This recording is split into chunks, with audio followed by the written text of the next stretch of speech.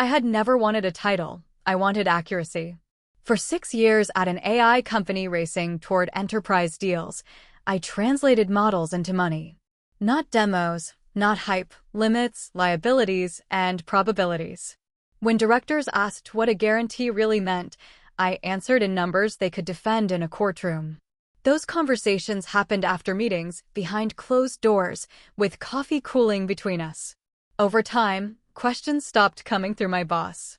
They came to me. The day the promotion was announced, the room applauded on cue. My replacement smiled, rehearsed and confident, as if the role had always belonged to him.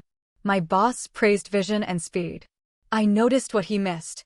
The board's eyes didn't follow the applause. They followed the assumptions. I had trained them to do that. I wasn't angry. I was precise. When I was thanked for my service and asked to support the transition, I agreed. Support didn't mean translation. It meant facts, delivered cleanly, without cushioning. The difference mattered. That afternoon, a director asked a quiet question about model drift and indemnity. I answered with a single sentence and no metaphor. The room went still. My boss moved on. The board wrote it down. That was when I understood the promotion wasn't the story. The education was. I learned the board first, not from org charts, but from pauses. The first private briefing happened by accident, or so it looked. A director lingered after a quarterly review and asked if I could explain why our confidence intervals widened after deployment. I drew it on a whiteboard. No slides. No adjectives. When I finished, he asked if the others could hear it too. The room was smaller the second time. 5 directors, no executives. They wanted the math behind failure modes and the price of being wrong. I gave ranges, not promises. We talked about audits, indemnity caps, and how a single client clause could reshape a roadmap. They asked how to test claims before selling them. I showed them where tests lie. Weeks later, the briefings became regular. I set rules. Questions first. Assumptions named. Decisions written. They learned which metrics mattered and which were theater. I never argued policy. I explained exposure. They stopped asking for certainty. When the promotion came, those lessons surfaced in the margins. A director emailed asking whether timelines assumed stationary data. I answered yes. Another asked who owned rollback authority if guarantees failed. I answered with a contract reference. By the time applause faded, the board had already moved past faces to frameworks. They had learned where power actually sits. The growth push began with a deck and a deadline. Expansion targets were aggressive, justified by charts that assumed clean inputs and compliant users. I flagged the assumptions privately once, then documented them. The board asked how variance would compound at scale. I answered with a scenario tree and a cost curve. No one asked me to soften it. My boss wanted speed. He wanted commitments that sounded like certainty. I wanted guardrails. When a director asked whether we could promise outcomes, I said we could promise processes. The difference landed. They requested a memo. I wrote it as a checklist: conditions, thresholds, exit ramps. It wasn't inspiring. It was defensible. A week later, the hiring pipeline accelerated. A candidate arrived with polish and momentum, praised for closing narratives. The room liked him immediately. I watched the board watch him.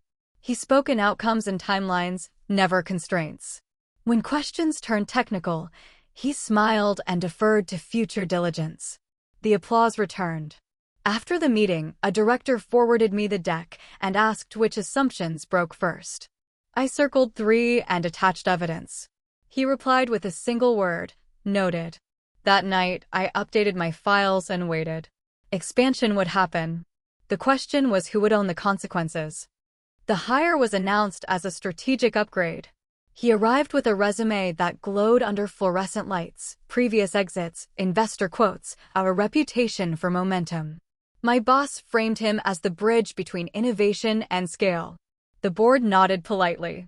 I noticed which questions weren't asked. During onboarding, he asked for summaries.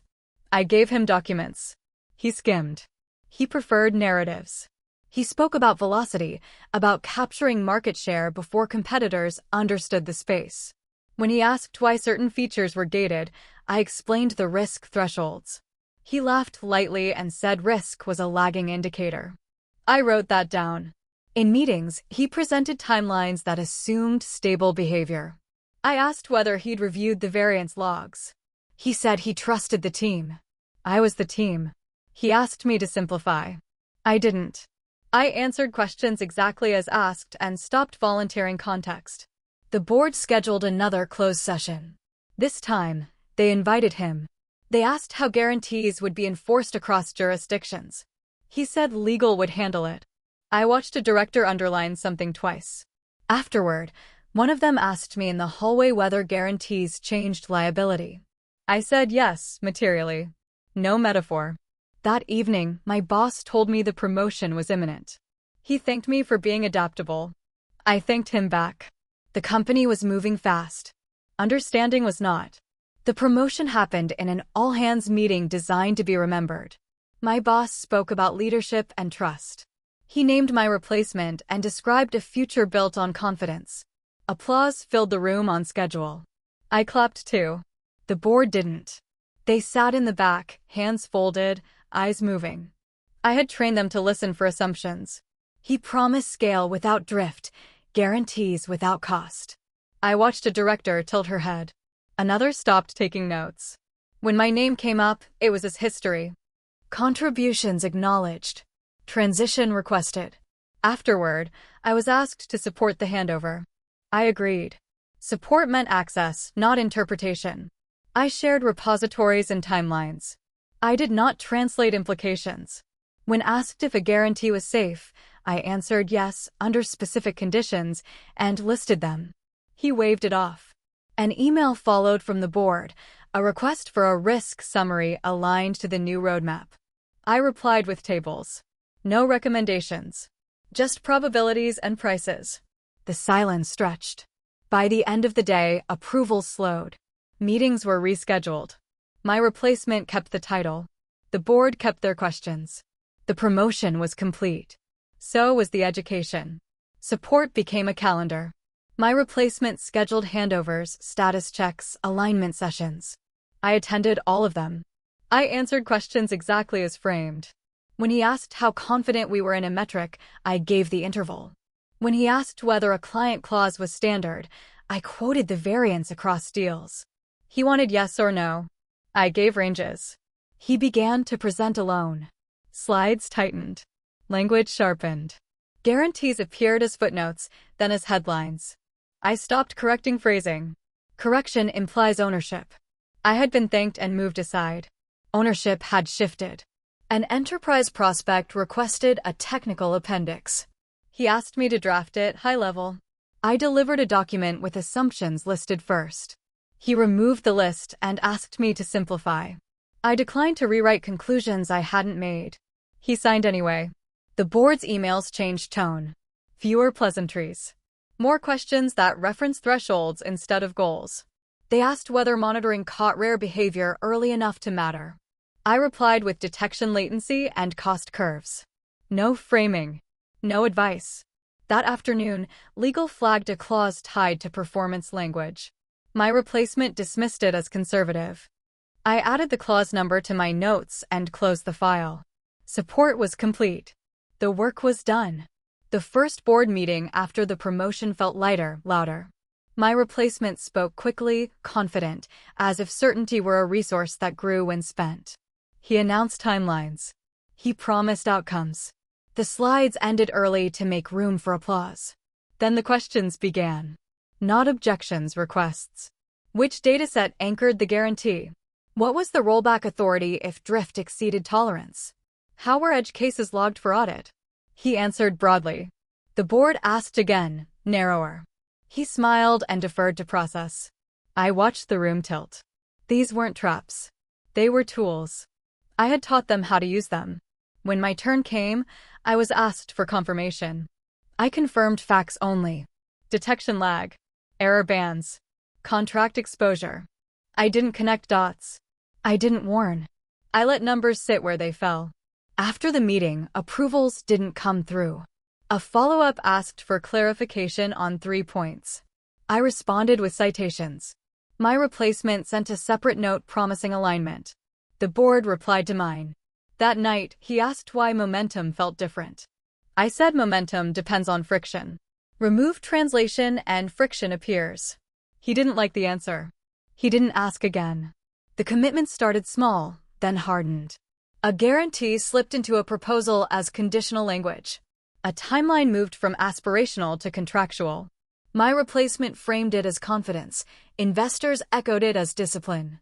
I watched the words migrate from decks to documents, where words acquire weight. Legal circulated a memo asking whether the guarantee assumed static inputs. My replacement replied that variability was handled by design. He copied me for confirmation. I responded with the definition of handled as written in our documentation and attached a chart showing failure rates under distribution shift. No adjectives. No warning labels. An enterprise client asked for assurances around auditability. My replacement said yes on the call. After, he asked me how audits usually go. I explained the process steps and the cost of remediation when logs are incomplete. He thanked me and asked if we could keep it simple. I said audits are simple until they aren't. The board requested a consolidated risk register aligned to the new roadmap. I delivered a table with likelihood, impact, and mitigation owners. Several owners were blank.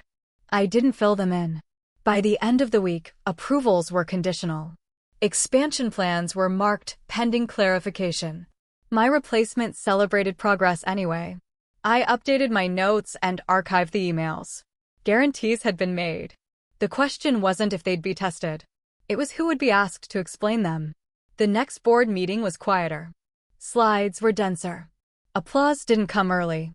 My replacement opened with momentum and closed with certainty. Between them, the board asked for definitions. Not philosophy, definitions. Which metric triggered rollback? Who authorized it? How long before a breach became reportable? He answered confidently, then revised himself. I watched directors underline the revisions.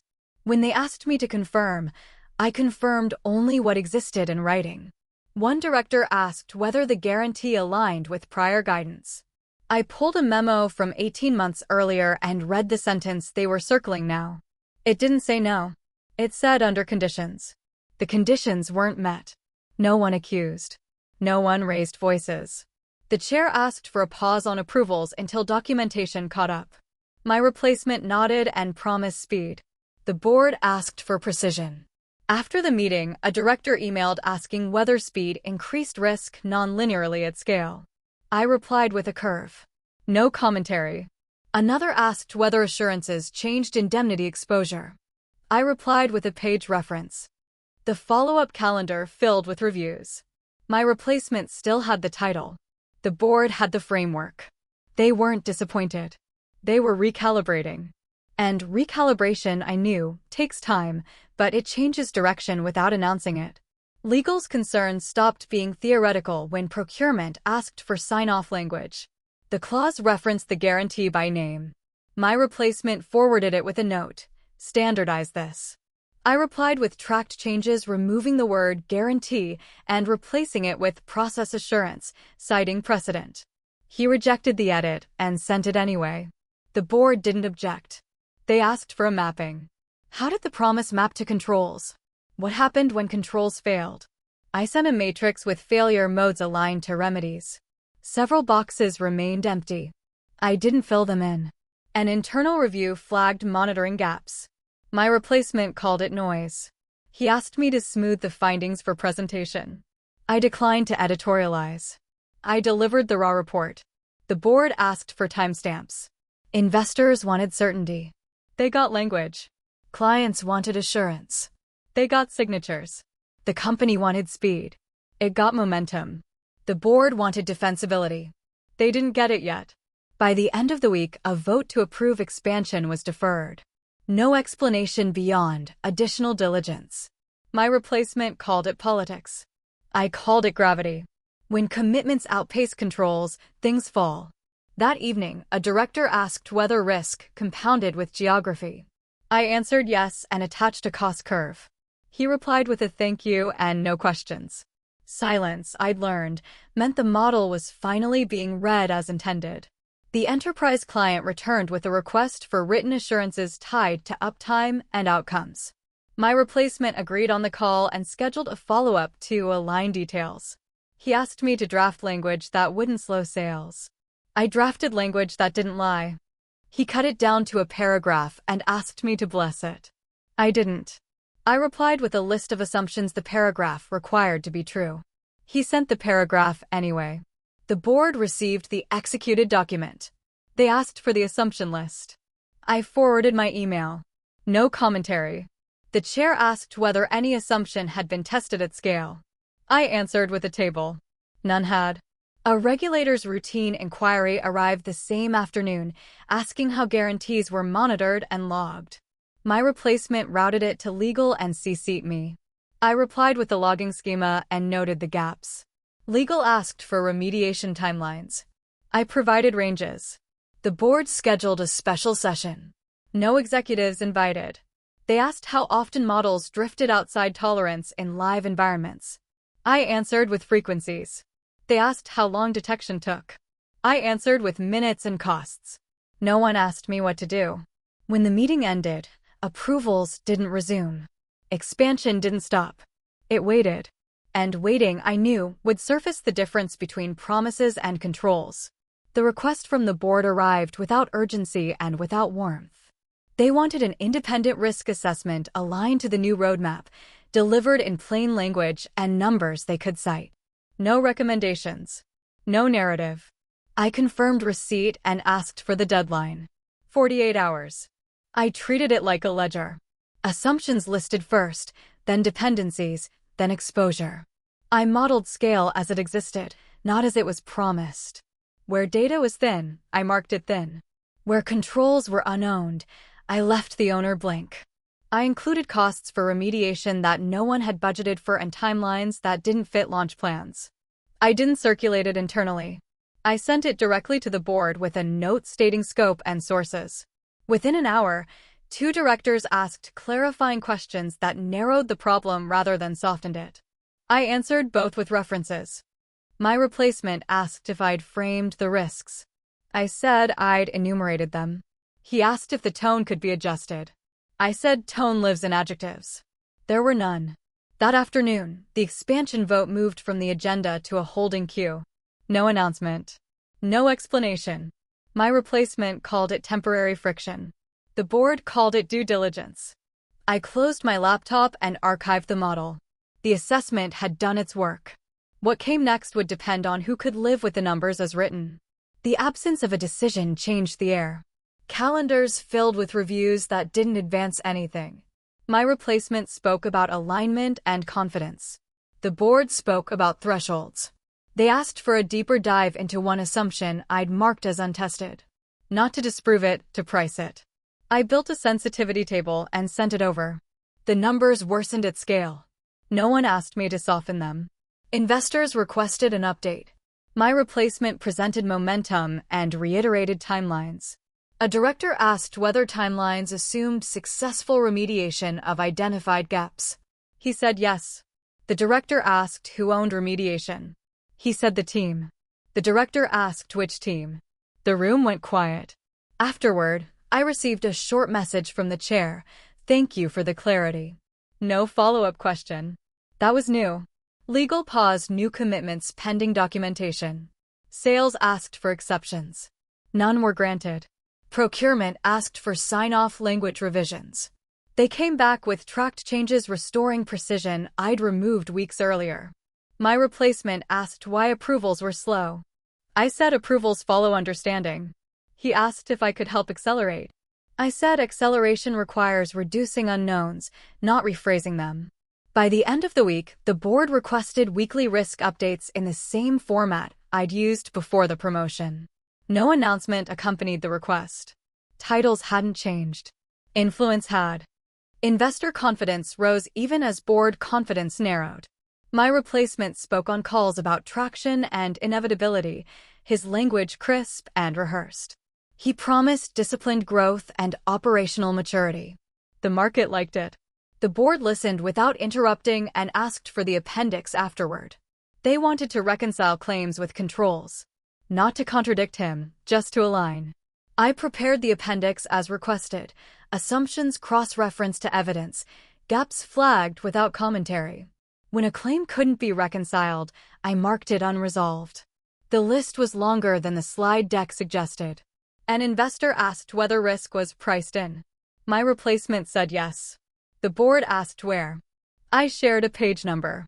It wasn't there. No one accused anyone of anything. The chair asked for a reconciliation before the next vote.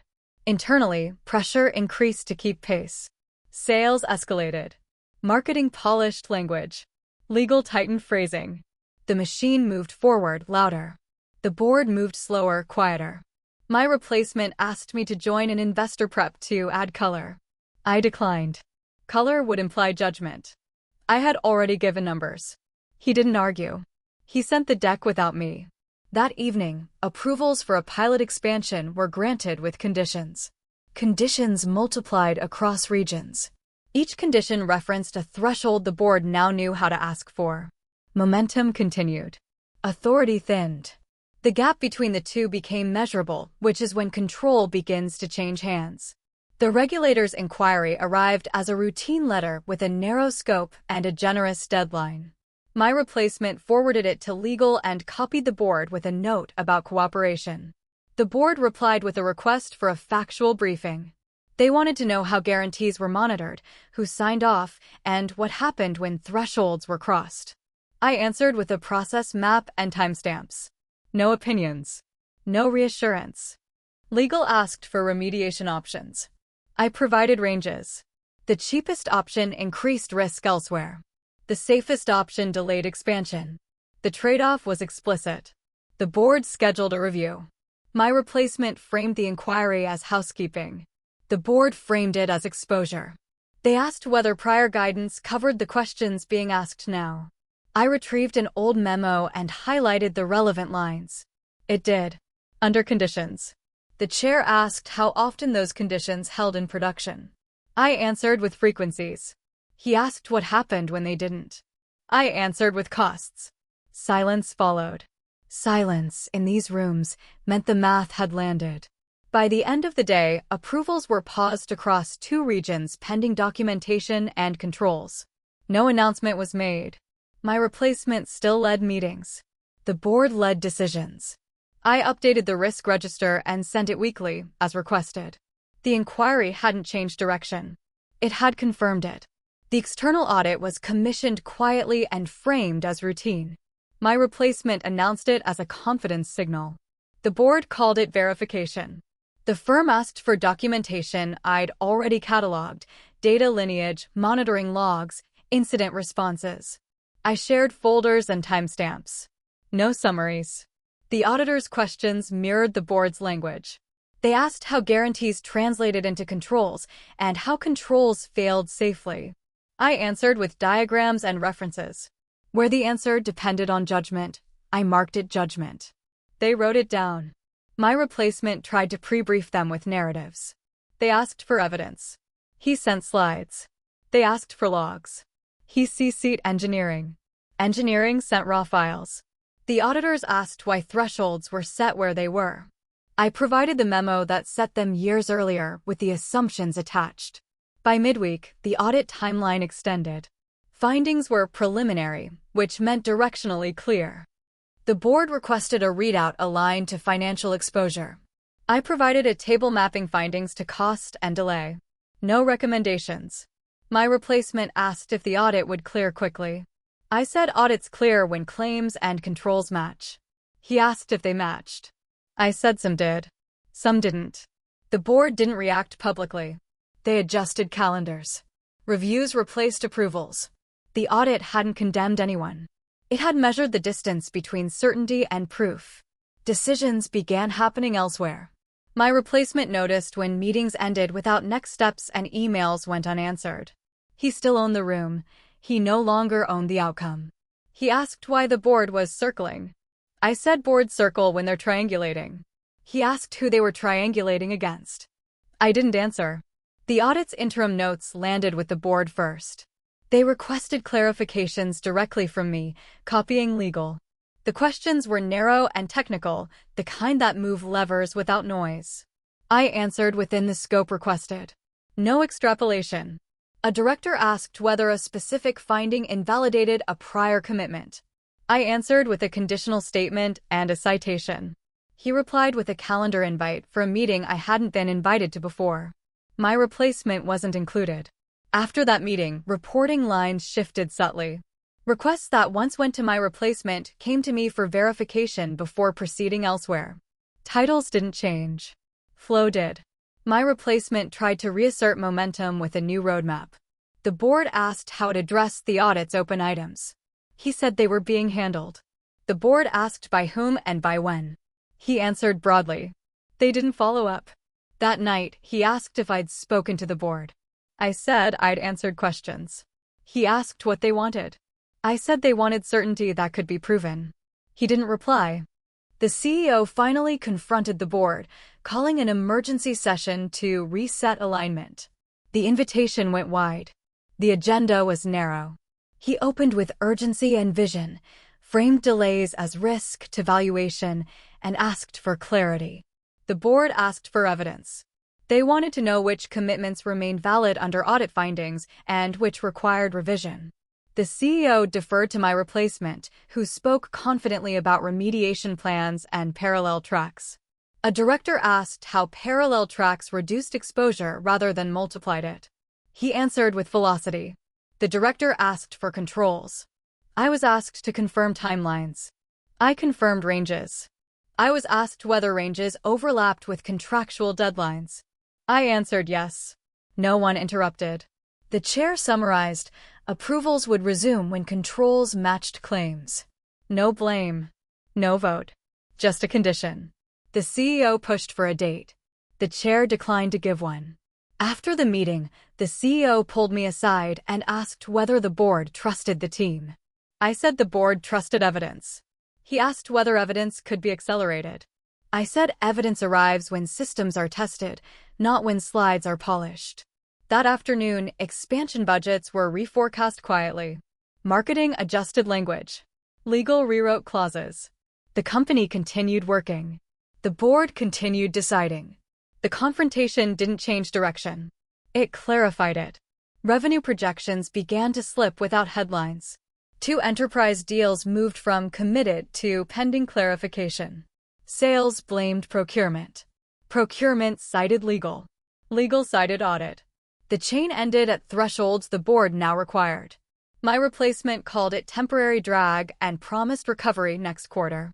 The board asked for sensitivity analysis instead of reassurance. I delivered a model showing how delays compounded under current guarantees. It wasn't dramatic. It was arithmetic. A director asked whether removing guarantees restored velocity. I answered yes, partially. Another asked what removing guarantees did to differentiation. I answered with a trade-off. They asked whether the trade-off had been priced. I answered no. The second pause came with fewer explanations than the first. It didn't feel reactive. It felt procedural. Requests for exceptions were denied without comment. Approvals were rerouted through committees that didn't announce themselves. My replacement still led all hands with confidence. Internally, teams kept building. Externally, commitments thinned. No one said collapse. They said calibration. At the end of the week, the chair requested an updated risk register aligned to current revenue assumptions. Weekly. Same format as before. No one mentioned titles. Influence, I'd learned, doesn't need them. It only needs a place to land. Reporting lines changed without announcement. Calendars updated. Requests that once climbed upward now moved sideways, landing in review groups with neutral names. I was added as advisor to threads that decided timing and scope. Not leader.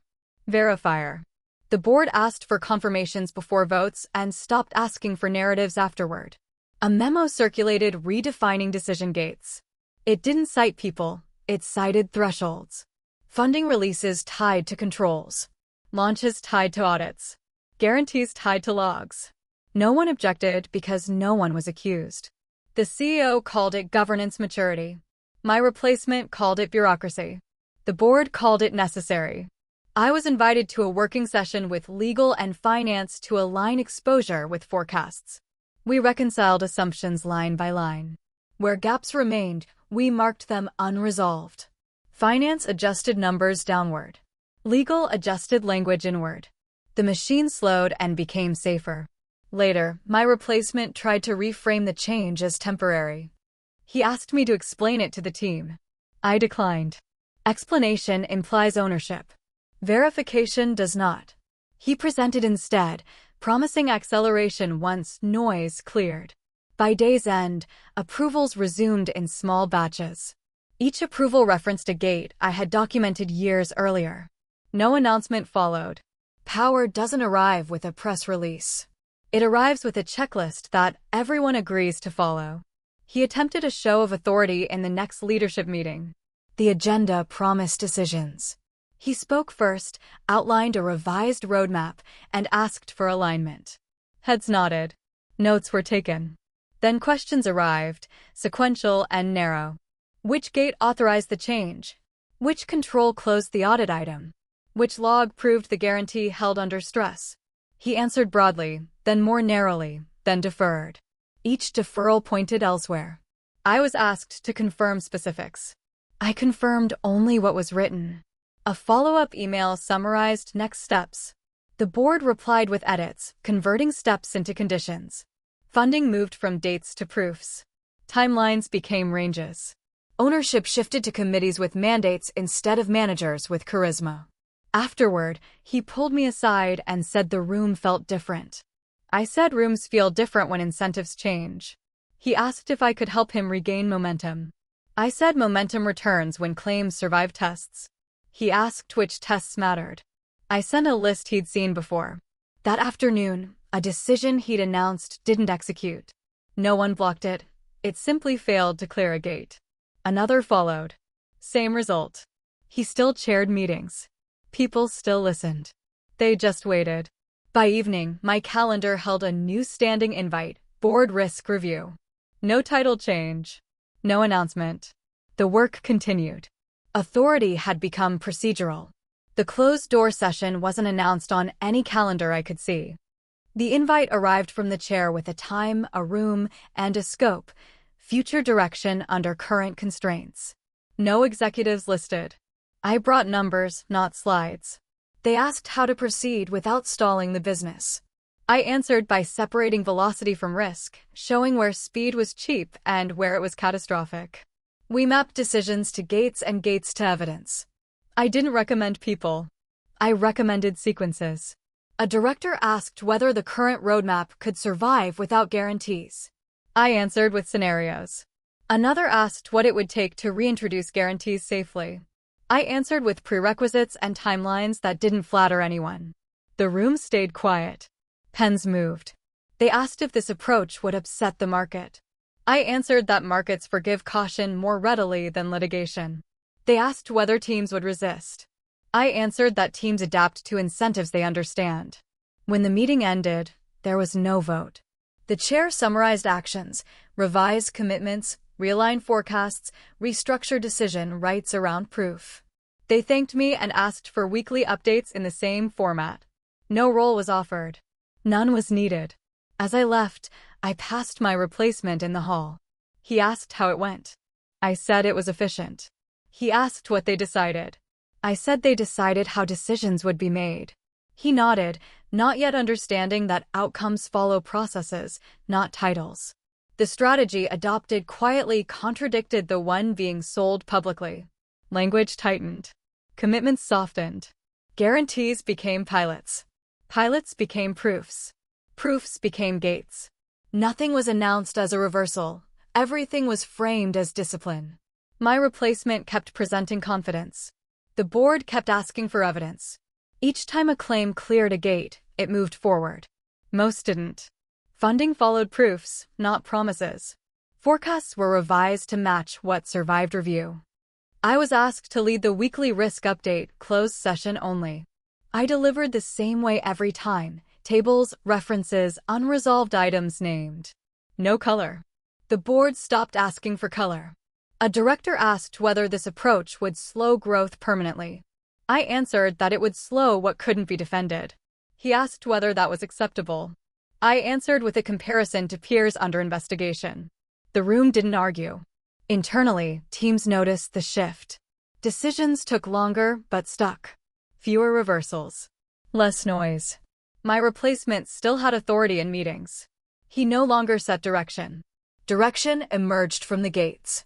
At the end of the month, the chair sent a brief note thanking me for consistency. No praise. No promise. Consistency was the point. The strategy didn't remove anyone. It removed illusions. And once illusions are gone, control settles where understanding already lives. Leadership changes arrived without ceremony. Titles remained intact, but mandates narrowed. Committees gained authority. Decisions required artifacts instead of approvals. My replacement was informed of the adjustments in a brief meeting framed as support. He nodded and asked for clarity. Clarity arrived as a checklist. He still ran meetings. He still spoke confidently. What changed was what happened afterward. Requests were routed through gates he didn't control. Updates were logged, not applauded. When he announced progress, the board asked which proof cleared which threshold.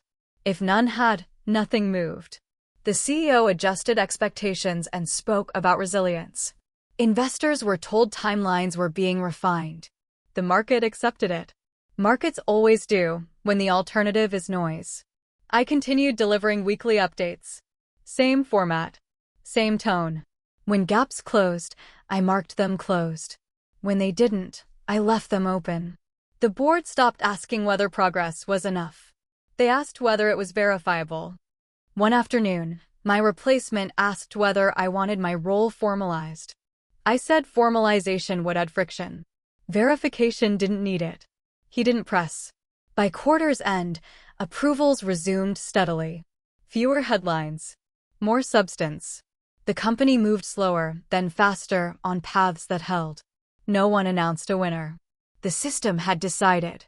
And systems, once aligned, don't ask permission. Nothing was reversed publicly. There was no announcement restoring my authority, no correction of the promotion. The organization simply adapted to how decisions now worked. People learned where answers landed and where they didn't. Calendars stabilized. Noise fell away. I watched my replacement settle into the shape of the role as it actually existed. He became careful. He asked better questions. He stopped promising outcomes he couldn't price. That change mattered more than any title swap would have. The board continued meeting behind closed doors, asking the same kinds of questions, expecting the same kinds of artifacts. I delivered them. Not because I wanted control, but because control follows understanding the way gravity follows mass. Months later, a director asked whether the training we'd done years ago could be replicated for new members. I said yes and outlined a curriculum. It focused on assumptions, incentives, and evidence, not personalities. Looking back, the promotion wasn't a loss. It was a test of whether systems could outgrow ego. They did. Quietly. My boss never apologized. He didn't need to. The company didn't fail. It learned how to survive its own confidence. And I learned that influence doesn't announce itself. It accumulates, compiles, and executes when conditions are met. They promoted my replacement. The board kept the framework. And the work kept moving exactly where it always had.